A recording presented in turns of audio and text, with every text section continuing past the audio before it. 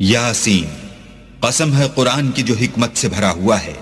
اے محمد صلی اللہ علیہ وآلہ وسلم، بے شک تم پیغمبروں میں سے ہو، سیدھے رستے پر۔ یہ خدائے غالب اور مہربان نے نازل کیا ہے تاکہ تم ان لوگوں کو جن کے باپ دادا کو متنبع نہیں کیا گیا تھا متنبع کر دو۔ وہ غفلت میں پڑے ہوئے ہیں، ان میں سے اکثر پر اللہ کی بات پوری ہو چکی ہے، سو وہ ایمان نہیں لائیں گے۔ ہم نے ان کی گردنوں میں طوق ڈال رکھے ہیں اور وہ تھوڑیوں تک پھنسے ہوئے ہیں تو ان کے سر الل رہے ہیں، اور ہم نے ان کے آگے بھی دیوار بنا دی اور ان کے پیچھے بھی، پھر ان پر پردہ ڈال دیا تو یہ دیکھ نہیں سکتے۔ اور تم ان کو نصیحت کرو یا نہ کرو ان کے لیے برابر ہے، وہ ایمان نہیں لانے کے۔ تم تو صرف اس شخص کو نصیحت کر سکتے ہو جو نصیحت کی پیروی کرے اور اللہ سے غائبانہ ڈرے، سو اس کو مغفرت اور بڑے ثواب کی بشارت سنا دو۔ بے شک ہم مردوں کو زندہ کریں گے، اور جو کچھ وہ آگے بھیج چکے اور جو ان کے نشان پیچھے رہ گئے ہم ان کو قلم بند کر لیتے ہیں، اور ہر چیز کو ہم نے کتاب روشن یعنی لوح محفوظ میں لکھ رکھا ہے۔ اور ان سے گاؤں والوں کا قصہ بیان کرو جب ان کے پاس پیغمبر آئے، یعنی جب ہم نے ان کی طرف 2 پیغمبر بھیجے تو انہوں نے ان کو جھٹلایا، پھر ہم نے تیسرے سے تقویت دی تو انہوں نے کہا کہ ہم تمہاری طرف پیغمبر ہو کر آئے ہیں۔ وہ بولے کہ تم اور کچھ نہیں مگر ہماری طرح کے آدمی ہو، اور اللہ نے کوئی چیز بھی نازل نہیں کی، تم محض جھوٹ بولتے ہو۔ انہوں نے کہا کہ ہمارا پروردگار جانتا ہے کہ ہم تمہاری طرف پیغام دے کر بھیجے گئے ہیں، اور ہمارے ذمے تو صاف صاف پہنچا دینا ہے اور بس۔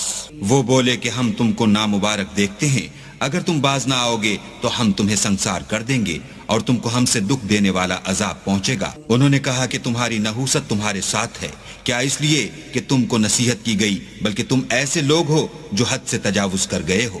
اور شہر کے پرلے کنارے سے ایک آدمی دوڑتا ہوا آیا، کہنے لگا کہ اے میری قوم، پیغمبروں کے پیچھے چلو، ایسوں کے جو تم سے صلہ نہیں مانگتے اور وہ سیدھے رستے پر ہے۔ اور مجھے کیا ہے کہ میں اس کی پرستش نہ کروں جس نے مجھے پیدا کیا، اور اسی کی طرف تم کو لوٹ کر جانا ہے۔ کیا میں ان کو چھوڑ کر اوروں کو معبود بناؤں؟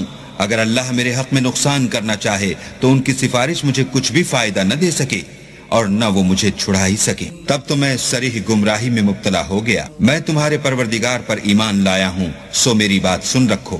حکم ہوا کہ بہشت میں داخل ہو جا، بولا کاش میری قوم کو خبر ہو کہ اللہ نے مجھے بخش دیا اور عزت والوں میں کیا، اور ہم نے اس کے بعد اس کی قوم پر کوئی لشکر نہیں اتارا، اور نہ ہم اتارنے والے ہی تھے۔ وہ تو صرف ایک چنگھاڑ تھی آتشی، سو وہ اس سے ناگہاں بجھ کر رہ گئے۔ بندوں پر افسوس ہے کہ ان کے پاس کوئی پیغمبر نہیں آتا مگر اس سے تمسخر کرتے ہیں۔ کیا انہوں نے نہیں دیکھا کہ ہم نے ان سے پہلے بہت سے لوگوں کو ہلاک کر دیا تھا، اب وہ ان کی طرف لوٹ کر نہیں آئیں گے، اور سب کے سب ہمارے روبرو حاضر کیے جائیں گے۔ اور ایک نشانی ان کے لیے زمین مردہ ہے کہ ہم نے اس کو زندہ کیا اور اس میں سے اناج اگایا، پھر یہ اس میں سے کھاتے ہیں، اور اس میں کھجوروں اور انگوروں کے باغ پیدا کیے اور اس میں چشمے جاری کر دیے تاکہ یہ ان کے پھل کھائیں، اور ان کے ہاتھوں نے تو ان کو نہیں بنایا، تو پھر کیا یہ شکر نہیں کرتے؟ وہ اللہ پاک ہے جس نے زمین کے نباتات کے اور خود ان کے اور جن چیزوں کی ان کو خبر نہیں سب کے جوڑے بنائے۔ اور ایک نشانی ان کے لیے رات ہے کہ اس میں سے ہم دن کو کھینچ لیتے ہیں تو اس وقت ان پر اندھیرا چھا جاتا ہے،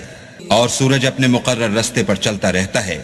یہ خدائے غالب اور دانا کا مقرر کیا ہوا اندازہ ہے۔ اور چاند کی بھی ہم نے منزلیں مقرر کر دی، یہاں تک کہ گھٹتے گھٹتے کھجور کی پرانی شاخ کی طرح ہو جاتا ہے۔ نہ تو سورج ہی سے ہو سکتا ہے کہ چاند کو جا پکڑے، اور نہ رات ہی دن سے پہلے آ سکتی ہے، اور سب اپنے دائرے میں تیر رہے ہیں۔ اور ایک نشانی ان کے لیے یہ ہے کہ ہم نے ان کی اولاد کو بھری ہوئی کشتی میں سوار کیا، اور ان کے لیے ویسی ہی اور چیزیں پیدا کی جن پر وہ سوار ہوتے ہیں، اور اگر ہم چاہیں تو ان کو غرق کر دیں، پھر نہ تو ان کا کوئی فریاد رس ہو اور نہ ان کو رہائی ملے، مگر یہ ہماری رحمت اور ایک مدت تک کے فائدے ہیں۔ اور جب ان سے کہا جاتا ہے کہ جو تمہارے آگے اور جو تمہارے پیچھے ہے اس سے ڈرو تاکہ تم پر رحم کیا جائے، اور ان کے پاس ان کے پروردگار کی طرف سے کوئی نشانی نہیں آئی مگر اس سے منہ پھیر لیتے ہیں۔